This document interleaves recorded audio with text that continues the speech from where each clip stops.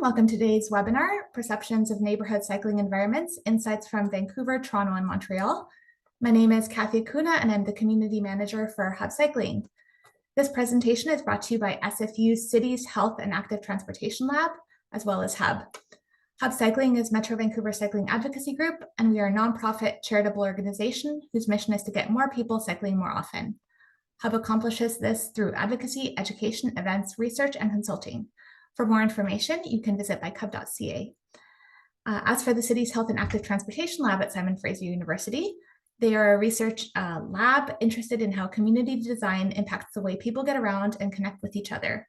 They work together with communities to understand the intersection of population, health, urban environments, transportation, and safety to produce evidence to support practice, policy, and programs. Before we begin, on behalf of Hub, as a few of our speakers, I'd like to acknowledge that I'm hosting this webinar today from the unceded territories of the Musqueam, Squamish, and Tsleil-Waututh nations. Hub, SFU, and its partners acknowledge, respect, and celebrate the Indigenous nations on whose treaty and unceded territories we're fortunate to live, work, and operate, and of course, cycle. Just a few housekeeping rules before we begin. As you listen to the presentation, please use the chat function to ask questions. We'll give our presenters plenty of time at the end to answer them. And moderating our Q&A will be Dr. Megan Winters, SFU professor and CIHR Applied Public Health Chair. As a reminder, we're going to be recording this meeting, and we will share this meeting as well as the resources that the presenters want to share with you in the future. So please don't share any sensitive or personal information in the chat. We have a very interesting presentation today by Zara Monferretti, PhD candidate at Simon Fraser University in Health Sciences, whose research is guided by a mobility justice approach to inform resilient and equitable active transportation planning in the future. We also have with us Remington Lettonville, a PhD candidate at Toronto Metropolitan University in the Policy Studies program, specializing in urban and social policy. And last but not least, we have with us Yichun Du, a PhD candidate at McGill University's Department of Geography, who's interested in using spatial methods to understand how active transportation planning can foster equitable and sustainable transportation systems in the evolving post-pandemic urban landscape. You will all remember the early days of COVID and the pandemic when some Canadian cities expanded their cycling networks very quickly. And this sparked a surge in cycling for health and recreation during lockdowns. And this presentation will focus on whether these changes to cycling infrastructure have had lasting impacts on travel behavior, safety perceptions, and perceived accessibility. So let's turn it over to our presenters, please. Zara, take it away. Awesome. Thank you so much, Kathy. Just going to switch over to my PowerPoint. Thanks so much to you all for making the time to be here. Just want to make sure that you can all hear me okay. Yep, perfect. And I'd like to say a huge thank you to Hub for hosting us, in particular to Kathy and Tim for organizing us and getting us all here today. The three of us are thrilled to be here to talk to you about our research and the learnings that we've had so far. So we're presenting preliminary findings from a research study, and we'll be talking to you today about active transportation planning in Vancouver, Toronto, and Montreal.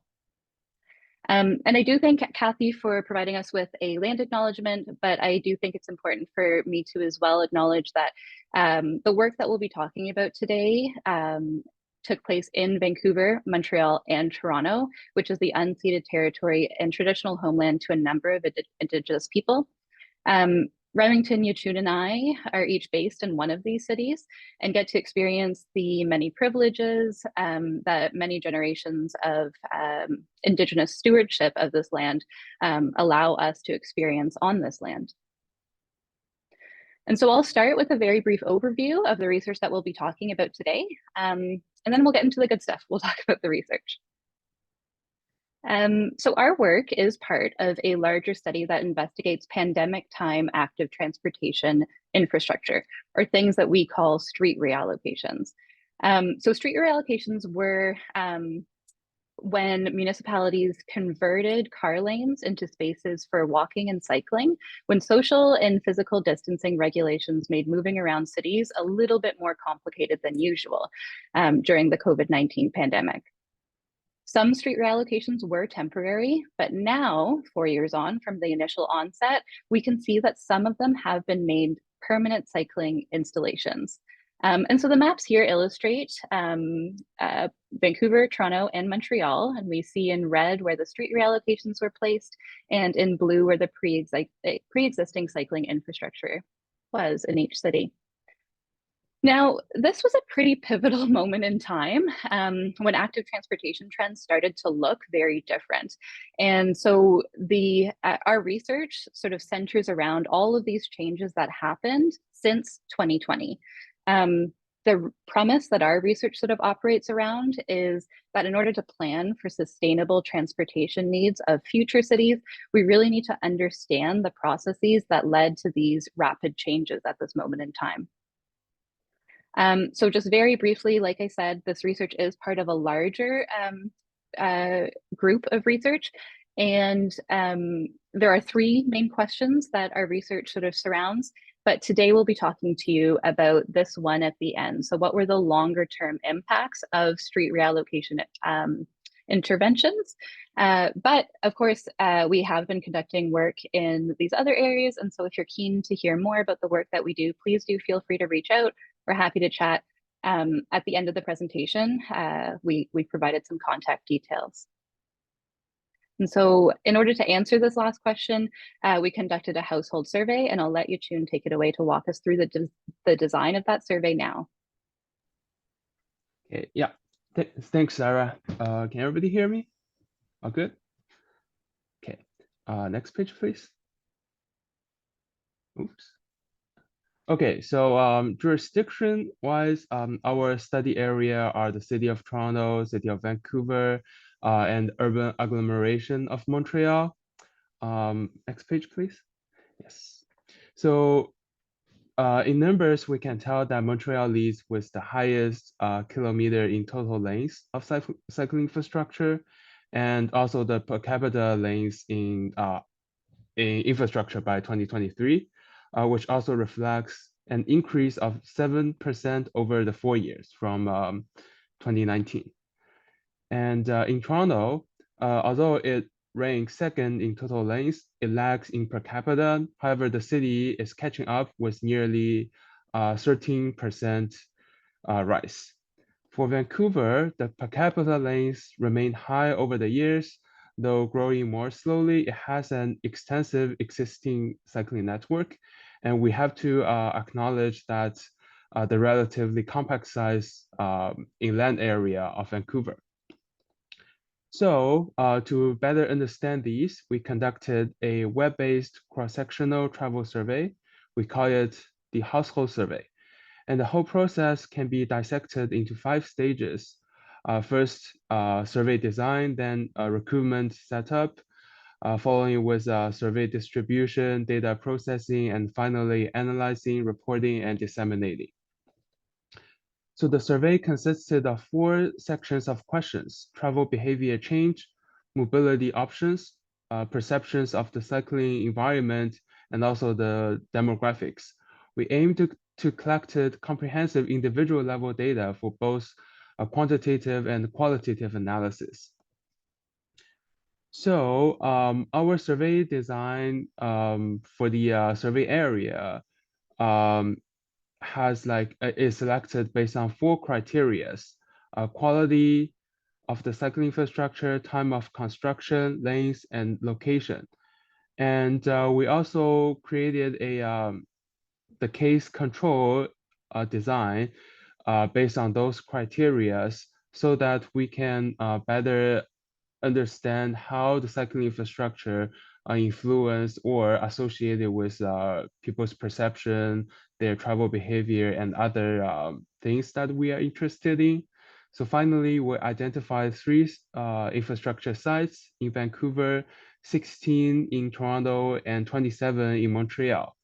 For the case study sites, based on the cycling sites, they are the 1 kilometer buffer area surrounding those infrastructure. And the control sites are the rest of the city. Next page, please. After drafting the survey questions and delineating the study area, we consulted with our supervisors as well as community partners. This includes colleagues from the hub. Also, we obtained ethics approval at all participating universities. So we are sure that everything is meets the standard and the protocols. Next, please. Then we need to set up the recruitment. We first decided how many participants we want, as well as the demographics distribution in the 3 cities. So since our study area, including Montreal, we made our survey available in French. All of those are also negotiated with the cooperating market research firm called Canadian Viewpoint. Next, please.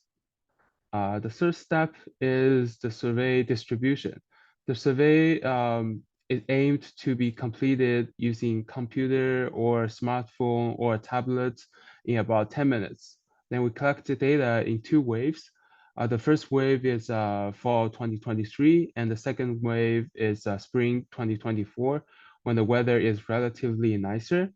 After that, the data was transferred from our partner survey company confidentially to our end following our ethics protocol.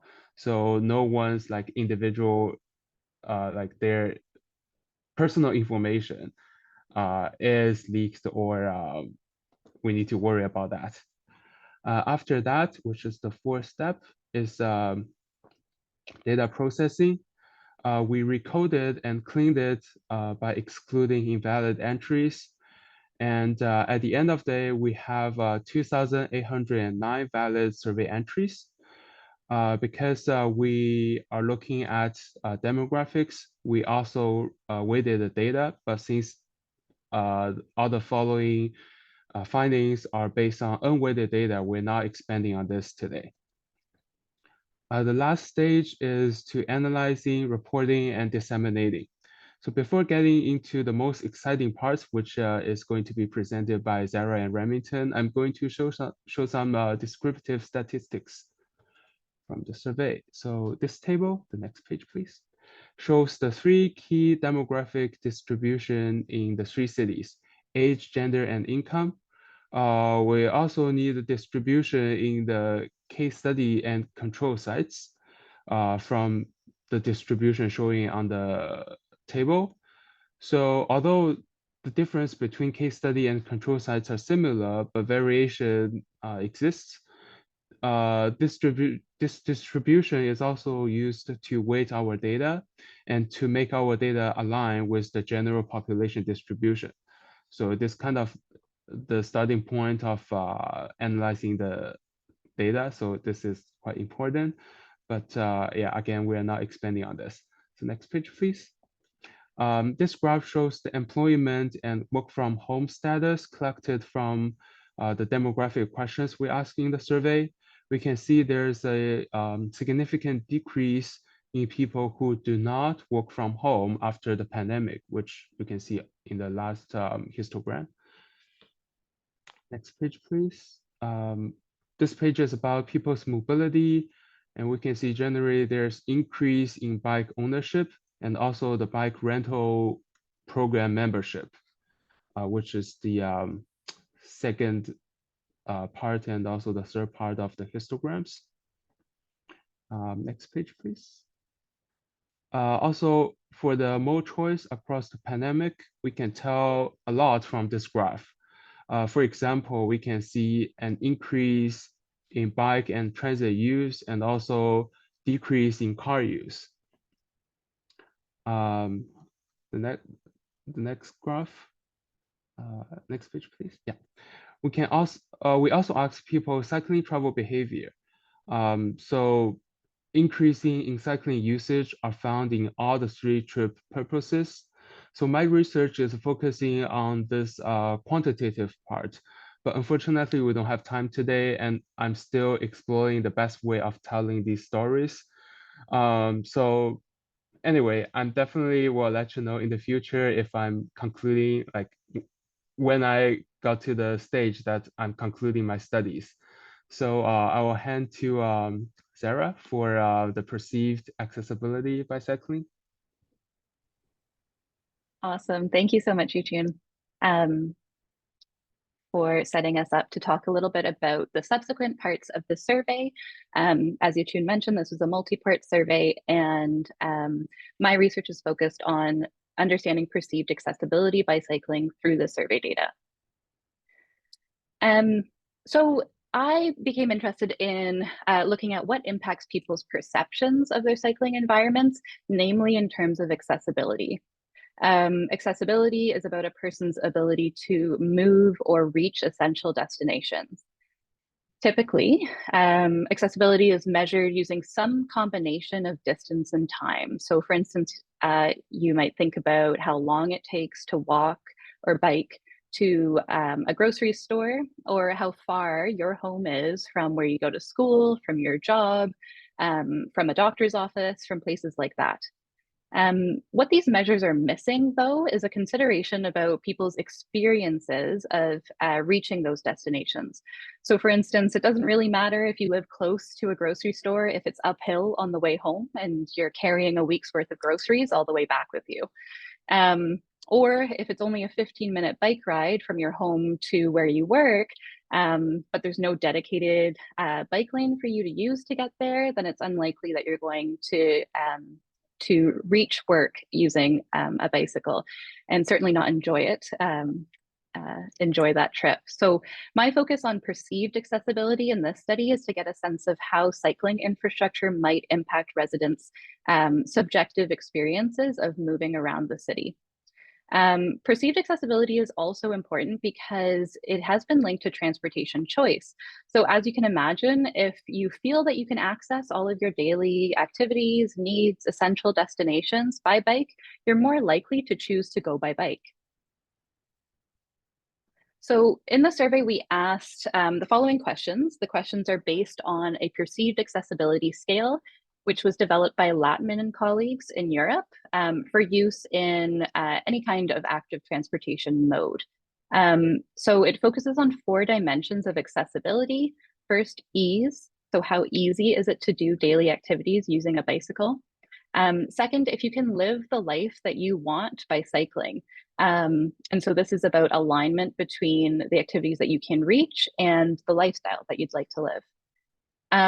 It also asks about the activities you can access and if those are your preferred activities. And then lastly, it asks if that access is satisfying using a bicycle. And so respondents were asked to answer these questions using a Likert scale of responses. And so that Likert scale went from strongly agree to disagree, and I included a neutral option as well. To do this work, I conducted a quantitative analysis combining sociospatial data and results from the survey. What I want to highlight here, though, is that when I'm looking at people's perceived accessibility scores, I'm doing that by looking at 2 main groups. So people who lived near what I'm calling new infrastructure, or anything that was built after 2020, and then comparing that to the respondents that live elsewhere in the city, not close to this new cycling infrastructure. And to compare perceived accessibility, what I did was create a composite score by taking the average response for each participant for each one of those questions. So I added them up, divided by 4 for each one of the 4 questions that we asked on the last slide. So when we look at the composite scores of perceived accessibility, we find that people living near new infrastructure did tend to have higher perceived accessibility by cycling than people who lived elsewhere in the city. So this graph shows us the results of a bivariate analysis by city. So we have Vancouver, Toronto, and Montreal, and by exposure groups. The control would be the rest of the city, and the intervention would be people living near the new infrastructure. The red and gray dots show us what the averages were. And so we see that in Vancouver, there was no significant difference between these 2 groups, whereas there was a difference in Toronto and Montreal. And so this prompted us to explore a little bit further. There's several reasons why, based on survey design, that this may have happened, but it does signal to us that there might be nuances operating in the background. So we decided to further disaggregate the composite score into those 4 perceived accessibility questions to see if there was any kind of underlying trend in the data. So this graph shows us the results of a secondary analysis that we conducted on the perceived accessibility by cycling, but I'm just showing Vancouver only this time. So we see that people mostly agreed with this idea that cycling to reach your essential destinations was easy. But we start to see a difference when we look at the other questions. So there's less of an agreement and more of a disagreement, particularly when we get to asking folks about their satisfaction in doing their daily activities by bicycling. So this led us to start thinking about what else might be influencing perceived accessibility in our population. So we adjusted our models for variables that we knew would influence people's perceived accessibility based on the literature. And so that included individual level characteristics and then also area level data. And what we saw was interesting, albeit small, but interesting, important differences between groups. So first we see that women and non-binary folk tend to have lower perceived accessibility compared to men. And this is not necessarily surprising based on the literature, but what is important to note here is if we compare women living near new infrastructure, women and non-binary folks living near new infrastructure, versus living in other parts of the city, we do see that the new infrastructure influenced perceived accessibility a little bit by increasing perceived accessibility for these folks. For young people, there was not a huge difference based on where they lived, but we do see the same sort of trend when we look at older adults. So those living near new infrastructure did have higher perceived accessibility by cycling. Car ownership shows a very similar pattern where if you are a car owner, it doesn't really matter where you live, but if you're not a car owner, then living near new infrastructure had an impact. And then finally, people who cycle tend to have higher perceived accessibility by cycling compared to people who do not cycle. And while that's not surprising, it does tell us again something about perceived accessibility and the relationship between transportation mode choice.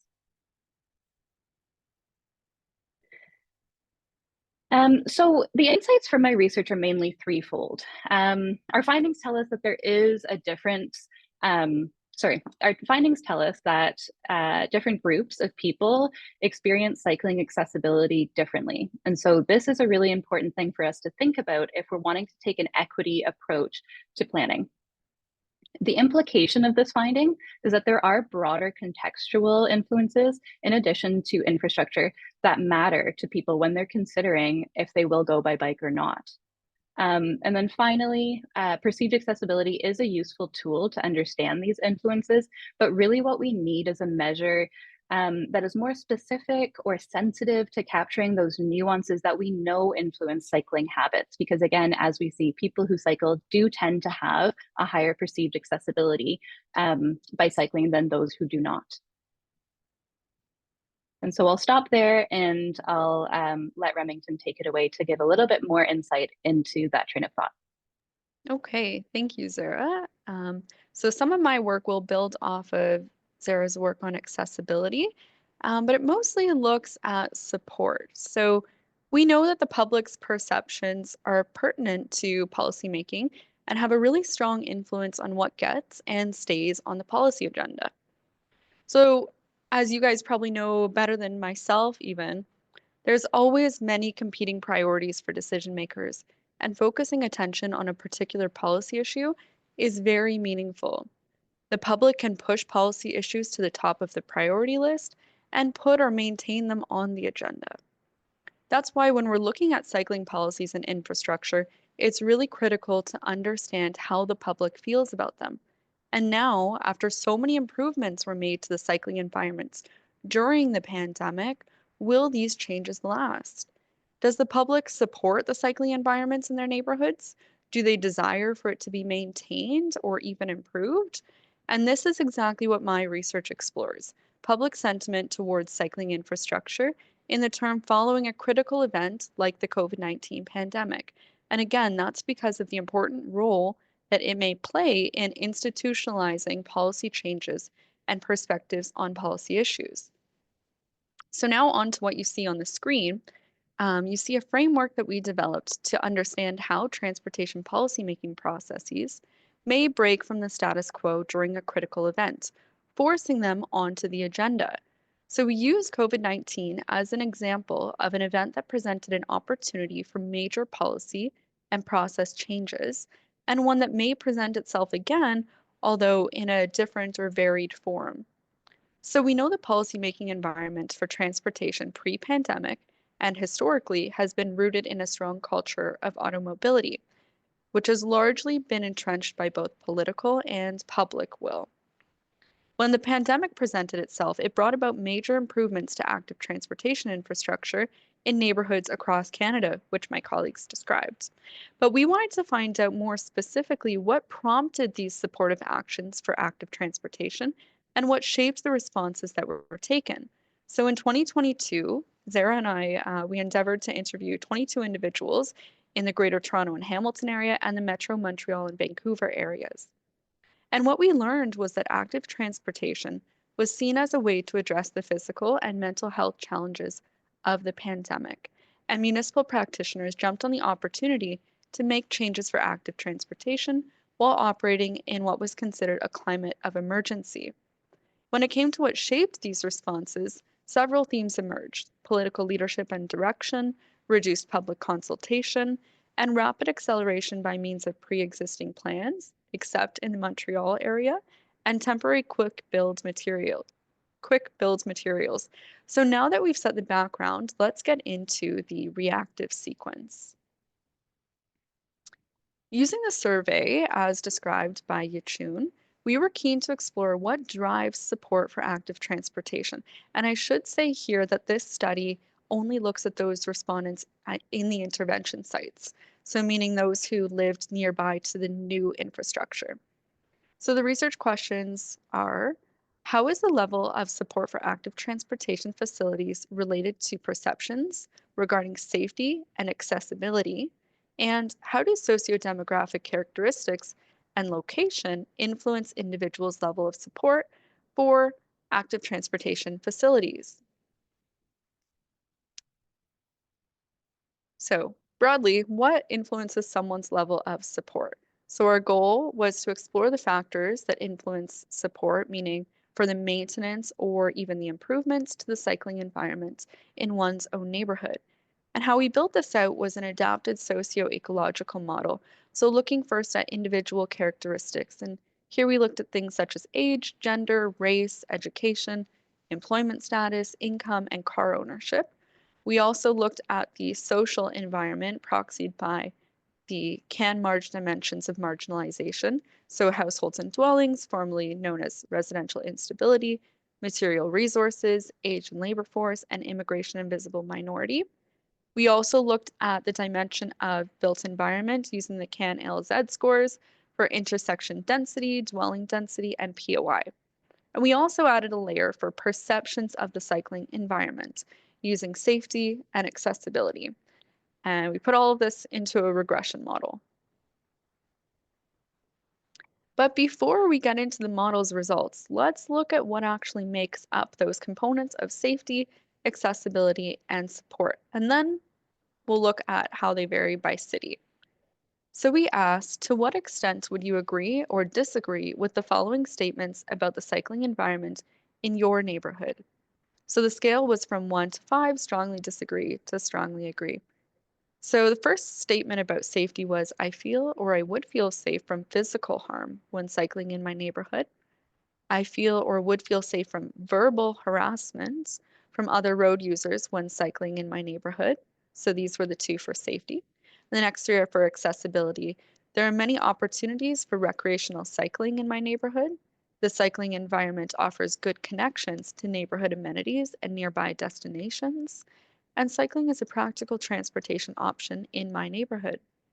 And for support, the key statement we used here was, I support the city's maintenance and/or enhancement of the cycling environment in my neighborhood. So let's look at how some of those perceptions varied by city. So 44 to 54% of all respondents feel or would feel safe from physical harm when cycling in their neighborhood. And we also see here that respondents from Vancouver seem to feel more safe than those in Toronto and Montreal. And there's about a 10% difference there between those in Toronto and Vancouver agreeing with physical safety while cycling. And again, agreement with safety from verbal harassment while cycling is highest in Vancouver. So 47 to 54% of all respondents feel or would feel safe from verbal harassment while cycling. Most respondents do feel there are many opportunities for recreational cycling in their neighborhood.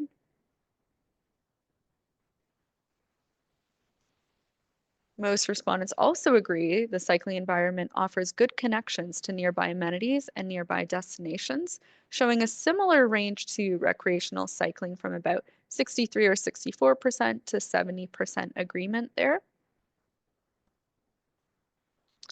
Most respondents also agree that cycling is a practical transportation option in their neighborhood, again, with a very similar breakdown in the agreement statements by city among the 3 accessibility measures. And finally, 59% to 62% of respondents support the city's maintenance or enhancement of the cycling environment in their neighborhood. And this finding is really important because it highlights that a majority of residents support active transportation infrastructure. Okay, so let's look at the findings overall for the model now. So let's come back to what influences someone's level of support. So for those individual characteristics, I'll talk about the ones we found statistical significance for.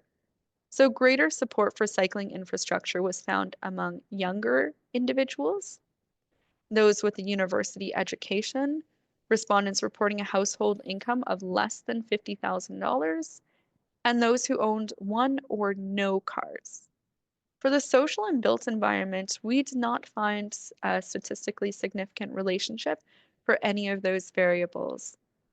And now for perceptions of the cycling environment, those who perceived the cycling environment to be safer and offer greater accessibility reported higher levels of support for the maintenance or enhancement of cycling infrastructure in their neighborhoods. This is really important for us to see how these perceptions all tied together, and our hypothesis of perceptions of safety and accessibility tying into support was definitely true based on our findings here.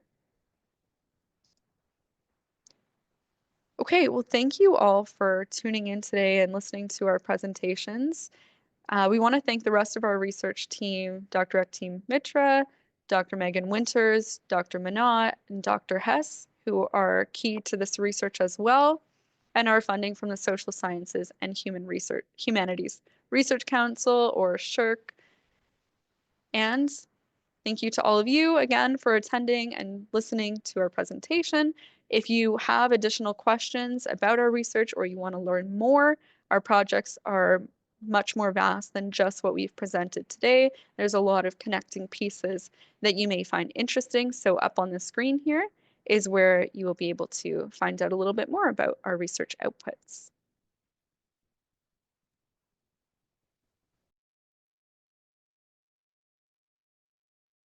Thanks, folks.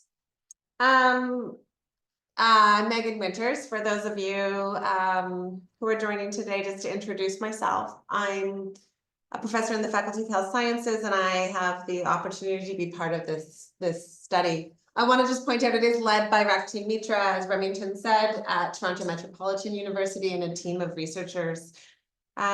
Just as we get started, so yeah, we'll be able to share the slides, but I'd love to hear questions from folks in the chat, and I'm just gonna help navigate this Q&A as we go forward. I want to first thank Hub for inviting us in. This project is a partnership. It's funded by the Social Sciences and Humanities Research Council, and we have partners in each of the cities that are community organizations. And so just trying to make sure that we as a team are responsive to putting things out and putting things out early. And that this webinar is a bit of a result of that. I want to say thank you very much to the students. Eugene comes from McGill. Remington is based at TNU, and Zara is based at SFU with me. And it's a big step to speak publicly about one's research, especially as it's just getting underway. So these students are all like at the midpoints of their degrees and getting started. And I know from my own experience that it's really a challenge. For me, it was the first time seeing many of the results that we saw on the screen today. So you can know that you're hot off the press in terms of what's here. And I want to highlight, maybe, we're here talking about with Hub and talking about cycling, but I want to highlight that it's really this interdisciplinary space. So Yuchin's in geography, Zara's in public health, Remington's in public policy, and there's messages and packaging of our research that can be relevant across all of those different sectors. So just happy to see that and a real abundance of data in the survey and in the other activities of our work. So there's a couple of questions just from the start that are about in the chat right now that are about details, and maybe I'll start with those just so that we can clear off a few things to make people be clear about the study. So from Rebecca, how were participants recruited into the study? And just a little reminder about, was the study specific to Vancouver proper or the focus on the Metro Vancouver? So do you want to just pick up on those ones first? Zara, go ahead. Sure, I'll just pull up Yuchun's slides because we do have a slide that illustrates this. I'm not very good at multitasking. Essentially, we partnered with a market research firm called Canadian Viewpoint to distribute the survey, a survey that we developed ourselves, and the students and everyone on the research team had a big hand in choosing the questions and thinking about how they aligned with our research aims. We then were able to find the infrastructure that we were interested in based on various characteristics. So we knew that the interventions we were interested in had to be built after the pandemic, so after 2020. We put a bit of a threshold around that, and so all of the infrastructure involved in our site was built between 2020 to 2022. And then we drew a buffer region around those sites, and folks living identified by their postal code within 1 kilometer of those intervention sites were put into the intervention group. And the rest of the city was considered a control site, so places that didn't have access to that new infrastructure that we were interested in. Then using the market research firm, we partnered with them, and they had a distribution list of participants, and through them we were able to recruit folks living in the control and intervention sites to answer our survey questions. There was a small incentive offered to participants of the survey, and that was the details of that were all included in our ethics applications as well. Great, thanks.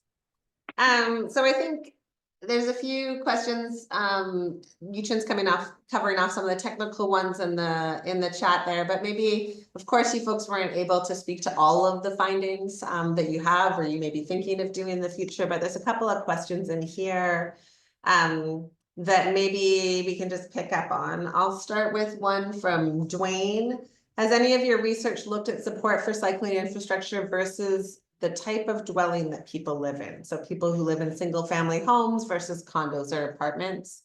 Sometimes people look at this like people who are owners versus people who are renters. So I think we have data on that. Have any of you looked at it, or do you have any insights for us? Yeah, I'll take that one since my research is focused on support. Sorry, Yuchun. Yeah, so Dwayne, I will say some of my research is very preliminary and some of the results that we are very certain about at this point, but I am exploring other model options, and one of those includes dwelling type. We do have that data available, and it's something that's in the research as well. So I don't have the findings right now, but it is something we're looking into. And I'm sure, I don't know what Dwayne's coming from, but I can imagine this kind of question comes up when you're at the front lines of doing public engagement or consultation around participation. So thinking about who's more supportive or not, and that might be an important thing to bring forward. Maybe a question that came up a bit earlier in the chat that I'll bring up here. So did you find any instances where cycling routes were reduced or removed or moved from the dedicated path to on-road to increase space for walking in the pandemic? I know it happened near me, but I'm not sure it's widespread. And I guess I was going to ask, as you ponder your answer to that, I was going to ask a related question. We're here with Hub Cycling. We did a lot of reporting out on cycling. But I think the title of your presentation and of our project is around active transportation. So I wonder if you want to speak a bit about what we know or what we heard, maybe from the interviews you did as well, about planning for walking. If there's any comments you want to say back to this group.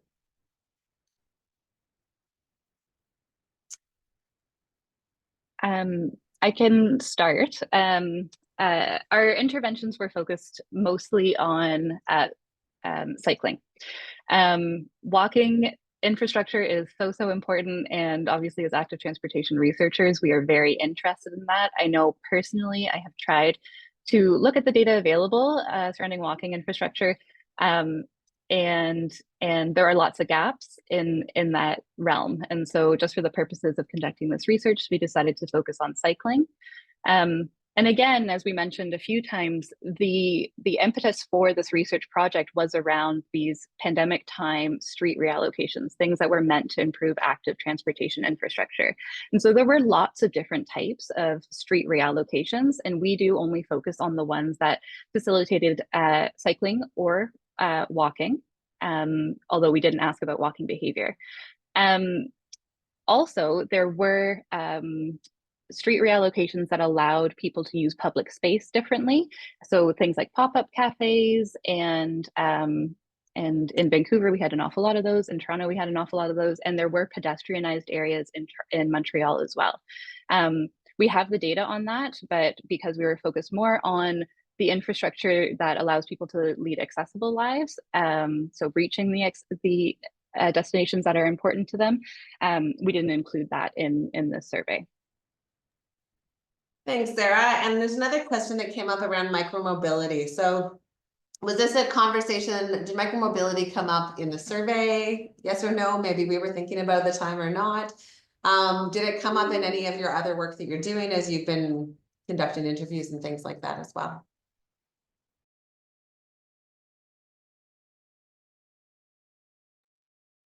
You can maybe speak to, I know that when we were asking folks about travel behavior, there were questions about micromobility options. I'm just thinking back to the interviews that Remington and I led with a lot of municipal practitioners.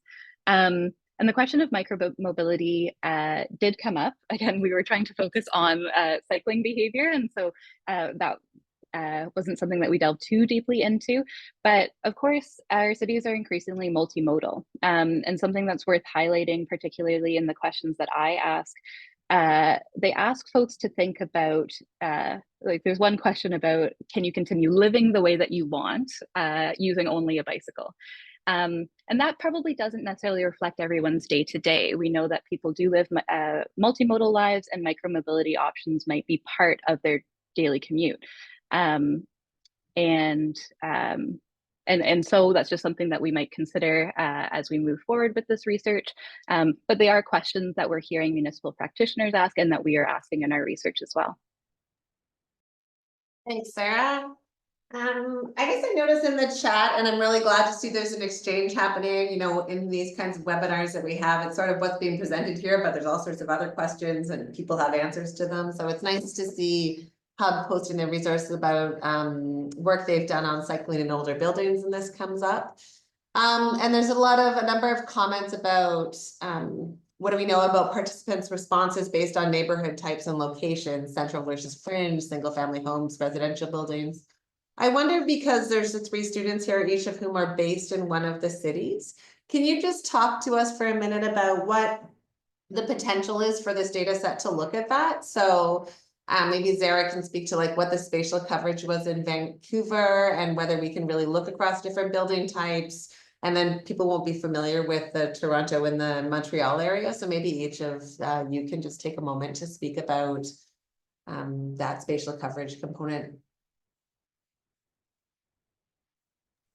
I hope it's not too distracting. I've popped our map back up here, and I hope folks can see that. Vancouver's a little bit smaller just because the maps are to scale. But you can see sort of what our catchment areas are here. So intervention sites are the ones with the red buffers around them, and then the infrastructure is the line within the red buffers.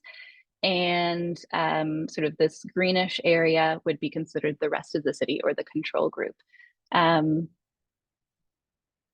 I will let Remington or Yichun talk about their findings in Toronto and Montreal, and then I'll go ahead and talk a little bit more about Vancouver. Maybe I can get a more like general overview on how we collect the living place like characters or their conditions, because we do collect household type and the living place type data from the survey. We ask whether they're living in condos or single detached or townhouse or row house in Montreal. So we do have those data, and also we collect people's living place postal codes. So it enables us like a great opportunity in doing spatial analysis. So with those information, we can kind of like allocate people's living place to specific neighborhoods with like population density, income level, or those kind of like many other informations since we have the postal codes. We haven't we are in the process of doing those analyses, but I don't have like specific findings for each cities. But from the map, we can see there like relatively good distribution of the sites in terms of urban settings like rural, sorry, not rural, suburban area or core urban area, especially in Toronto and Montreal, because in Vancouver, we lack of like the sites that is recently built since the pandemic. So we have to pick sites that, yeah, we have at the end of the day, there's only 3 sites available, false or satisfy the 4 criteria. But in Toronto and Montreal, the distribution is relatively good. We can see many of them are in core urban area, but still a lot in relatively lower dense populated areas. Yeah. Thanks, Yichun. So, you know, I think, and Remington, I was going to ask you to speak, but I think Yichun covered that off well for this, unless you want to add something. I just highlight, to be clear for this audience, like the geographic areas covered are much larger in Montreal and Toronto, and they might have much more diversity in the kinds of built form than we see in our city. And I just want to highlight here that, you know, there was a sampling part of this protocol. So we do have responses from people who live across the entire region, but then we also have an oversampling of people who lived within these pink areas, which are areas where pandemic time infrastructure went in. So there are responses across a whole host. What I'm hearing from these kinds of questions is that this is a really important variable for the audience on the line, in terms of what might be a practice relevant or a hot topic kind of point. And so while the team may not have pulled that out specifically, what I'm sensing from the conversation here is that this is one that they'd really like to see this kinds of results on as well. And so that's part of the reason why we do this work when we're in a work in progress phase, to figure out what are the questions that are coming up for the intersectoral partners or in the different practice spaces that are happening here.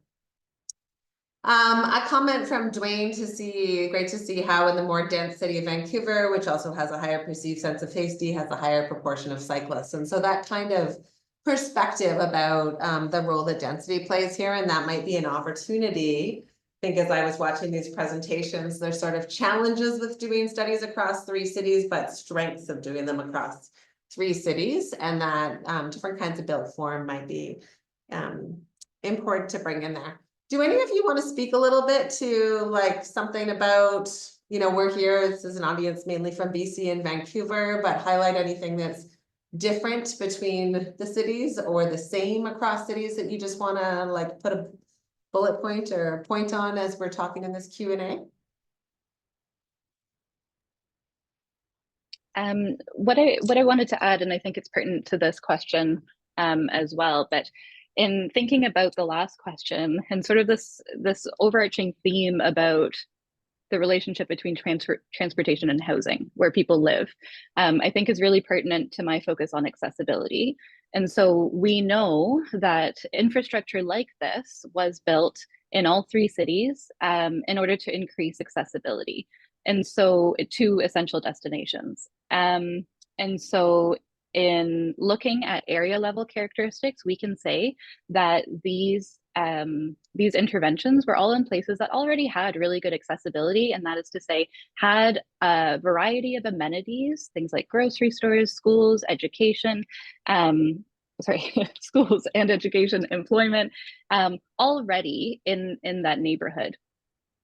And we can also overlay that with population level information that we took from the census. And so as Megan mentioned, we did oversample for the intervention sites, but we also did a population proportionate sampling to make sure that the sample was representative of priority population groups. And in our work, that included gender, age, and income. And so we know that folks living outside of these intervention sites might have a different population level vulnerability than others. But it is a question that we think about in the work that we do. And I'll stop there. Thanks, Sarah. A couple other questions. Maybe you just want to cover this off. Was climate ever discussed? Were there any questions on climate in your survey or phrasing around climate? No, I don't believe there was anything on climate discussed. Okay. That's such an interesting question, and I love to hear it because so much of our work is about, what is the importance of these questions? And of course, down the line, we often think about, what can we learn from this pandemic and how is it going to be relevant to the future issues in the cities? And certainly the ongoing climate emergency is one of those things. So I thank this person for bringing that up for us. Yeah, I may ask if you're open to sharing what kind of questions you would ask about climate or what you would be interested to know in the context of this study. I think, Sarah, like you were saying, I think we think about it maybe from the opposite perspective of how our questions inform, maybe climate policies or climate action, and looking at transportation patterns. And I think looking at it in the reverse way is very interesting. Great. Okay, so feel free to add that to the chat if you want to pick up on it. A little bit of was there consideration about how gaps affect the network for this study with a 1 kilometer buffer? 10 100-meter sections of bike lanes might be treated better than 1 kilometer meter of bike lane. I think if I understand this question, maybe I'll just check, but what you see highlighted here is pandemic time interventions, so things that happen in a particular study time, and there was definitely a decision within the project team that we were going to focus on 1 kilometer stretches of where interventions might happen. So that if there was just like a little segment that was opened or where a street reallocation happened, that wasn't sort of a substantial enough intervention, but we were looking for longer interventions that happened. And there were certainly more choices for those, more examples of that happened in the Montreal and in the Toronto area, possibly in part because they were larger geographic areas as well, whereas the city of Vancouver is much smaller in comparison. So there is a whole host of other bicycle infrastructure, as folks looking at this would know. If we look at Vancouver, there's an entire network across the city that was sort of pre-existing infrastructure. Where we're looking at interventions, it was like about right in that spot. So I will do, there's a comment here, just a couple quick questions, and then I have some wrap ups. There's great comparisons and differences between Yellowknife and Whitehorse, so it's suggested maybe for a different study. But I think what I hear in that is the emphasis around comparing and contrasting cities on what we find there. And sometimes it's nice to do that, especially with peer cities where resonate. And then Gerald's asking a question about bike theft and vandalism as a disincentive. So what about secure, available bike parking or storage at the destinations? And I think that that probably, if I had to answer this question, speaks a little bit more about perceived accessibility. And it's not named in the question set that Sarah has about end of trip facilities. But possibly people are thinking about that when they say, can I get around my city by bicycle? Can I do all I want to do? You know, there might be reasons that they feel they can't do that. And that's sort of what's the undertone of that question. And I see a clarification about the climate more in terms of weather. I see. I know in Vancouver, the pandemic actually turned a lot of fair weather cyclists into daily commuters. So that kind of prompt in terms of making it happen. Thanks so much. Yep. If I may just add a sort of final thought there, I'm hearing you do the synthesis of sort of what you're seeing in the Q&A, and it's really speaking to me. First, I'll say, of course, these intervention sites, we were not in charge of where they were built, but they were built. And so we're sort of looking at the repercussions from the public perspective. And so Remington's work is focused on support, but also safety, which I think comes into that question of theft and vandalism, and personal safety, and safety from car violence and from harassment and things like that. My work is really focused on that accessibility piece, and in the perceived accessibility piece, trying to understand people's experiences. And I'm cognizant that there are municipal practitioners on the call, and so I want to share a piece that maybe didn't make it into this slide deck, but I think is really pertinent to the questions that we're hearing around community engagement. So we did ask participants in this survey, sorry, I know that we're getting 1 minute, Sarah. You got to the 1 end minute. of time. Yeah, 1 minute. The overwhelming majority of folks that we conducted this survey with, I think over 90%, had never participated in community engagement before. And so these are their perceptions on their cycling environment. I think that speaks volumes to a lot of these questions about connections. Is it really feasible for me to do my daily activities if I'm living close to just 1 kilometer of bike infrastructure? So that's an insight that I just wanted to share. And about the future directions of our research project as a whole surrounding equity and justice. Great, thank you. I think that is a really important component of it. And I'd encourage, when we circulate the slides from this, there'll be a link to what we've released already, but a lot of the students' questions are really around equity and justice and different components that might surface from you beyond this household survey that they presented on today. So just to finish up on time, respecting time, I want to extend a big thank you to all the presenters for the efforts that you put into sharing your information today.